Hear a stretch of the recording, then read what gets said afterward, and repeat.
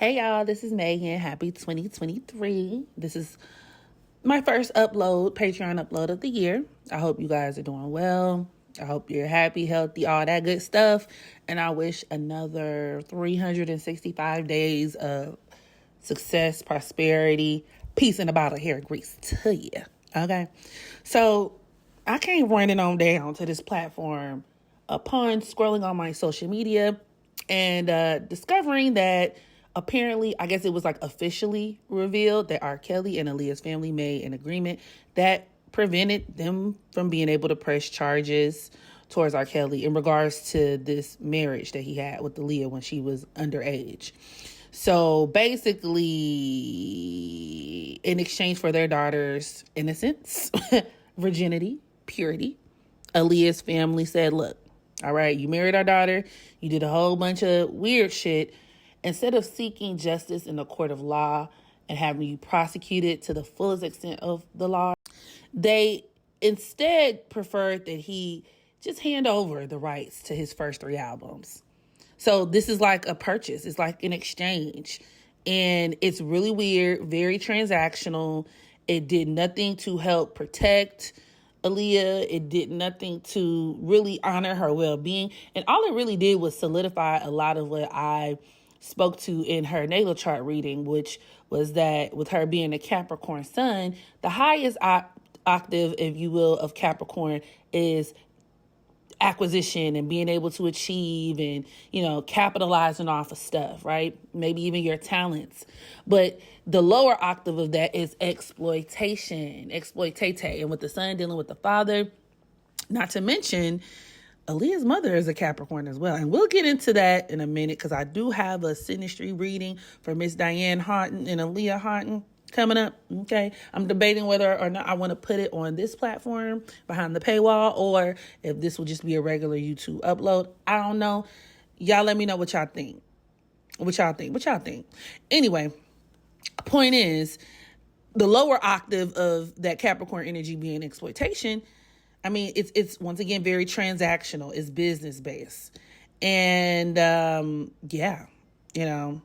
wanted to take this opportunity to revisit Aaliyah's natal chart to further reinforce my point. And y'all, there were some other updates in regards to Aaliyah and her relationship with R. Kelly that have been coming out over the years, specifically as R. Kelly has been in and out of court, like he's been on trial and whatnot. And it was also revealed that he had some tapes of Aaliyah that nobody knew about. Maybe, I think even like another woman came forward and attested to that and was like, yeah, R. Kelly had tapes of Aaliyah and I found the tape and he, beat me up. I don't know exactly what happened to the tapes themselves. I mean, I'm assuming they never saw the light of day. Like, it wasn't circulated the way his infamous P sex tape was with that 14-year-old child. But either way it goes, right? A lot of things have been coming out in regards to Aaliyah. And although on one hand, of course, I agree, let her rest in peace. But it's a very important part of really fully prosecuting R. Kelly and holding him accountable because, in my opinion, he did all those things. So it's just sad that, it's attached to her legacy as well. But if you ask me, it's not really, anything negative on her.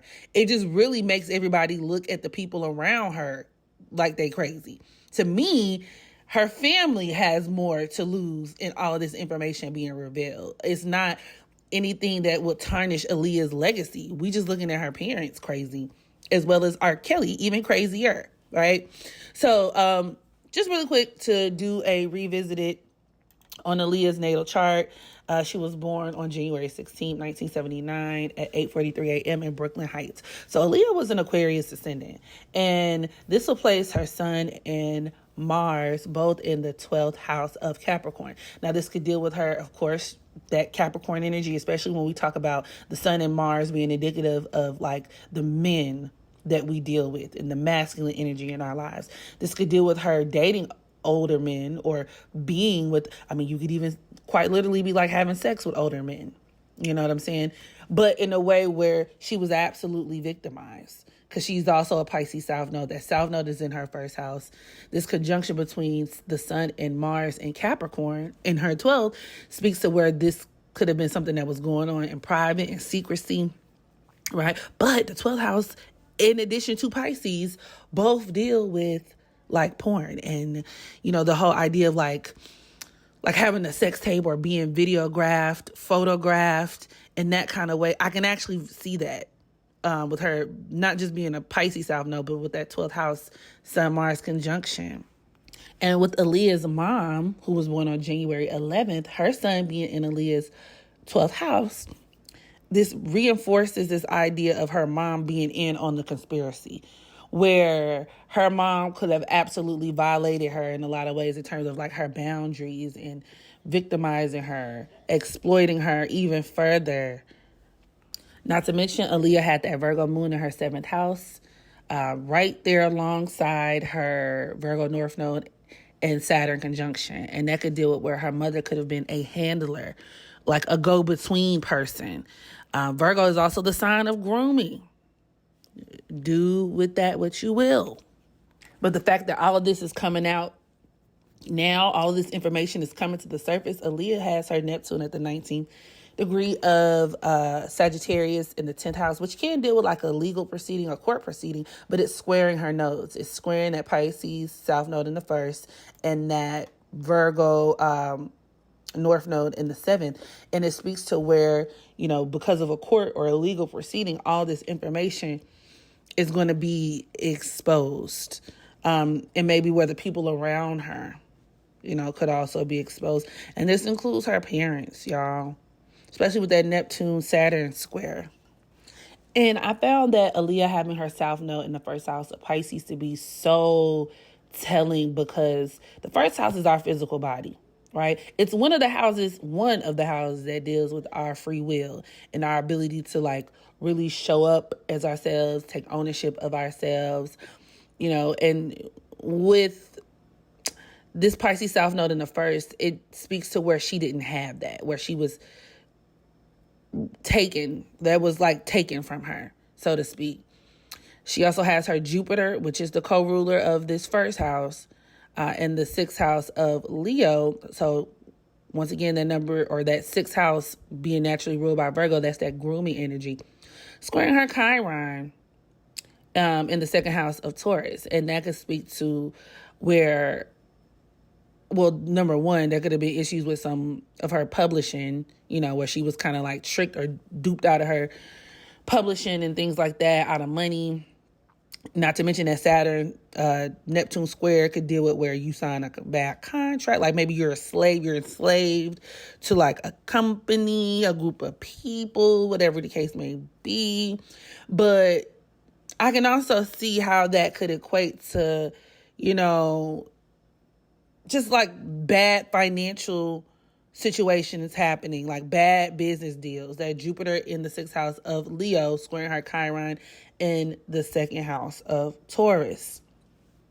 And then she also had Gemini in the 4th house. So it's like with Gemini in the 4th house, her Mercury at that 11th degree of Capricorn in the 11th house, I wouldn't even be surprised if she had her own, like, you know, that could deal with the family where you kind of are, especially with Gemini in the 4th, like program. They kind of program you a certain way, you know, and this could be by way of like maybe the things that they would tell her, you know, where it's like, no, you know, just take one to the team.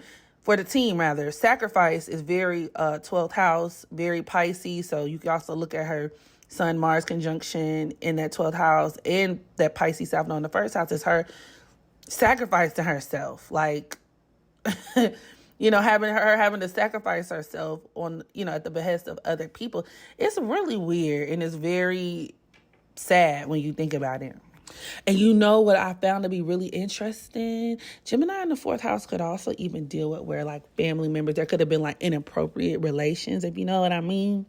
And I remember, because I'm of a certain age and I was a little kid when Aaliyah was popping, but I do remember her and her brother being really close. And there was like this thing, right? Very much a thing about like her kissing her brother on the mouth, and like with her Mercury in that 11th house of Capricorn like that, and Gemini in the 4th, And fifth, it gives me like her and her brother play house vibes. You know, I feel like her whole family had that creepy vibe to them. And so with her being groomed for inappropriate relationships and things like that, I think her marrying and being with a man like R. Kelly and a bunch of other men in the industry, if we want to talk about it, let's talk about it. Okay, because she was running around in these streets underage with a bunch of men in the industry. Okay, Jay-Z. Now, I think she was of age with Dame Dash. You know, she was, but think about it. These men are still exceptionally, and inappropriately older than she was. Like her being the age that she was. And like, yeah, whatever. That's a different video for a different day. Point is, I just wanted to do a revisit on her natal chart to kind of put some of those things into perspective. But it's a couple of synastry readings involving Aaliyah that I want to do coming down the pipeline because, you know, it really answers a lot of the questions that are being raised the more I find out about her and the things that happened with her. So it's like I want to do one with Quincy Jones's daughter. I think it's, and this is just my theoretical opinion, I think there was some situations, if you know what I mean, going on with Aaliyah and her, and then also with Aaliyah and her mother. So, like I said, let me know in the comment section, where should I post these videos? Because I know they're going to be a little scandalous. They're going to be a little scandalous, but I'm like, yeah. And just let me know what y'all think about this update. What did y'all think of this whole situation? And I'll catch y'all in the next video. Bye.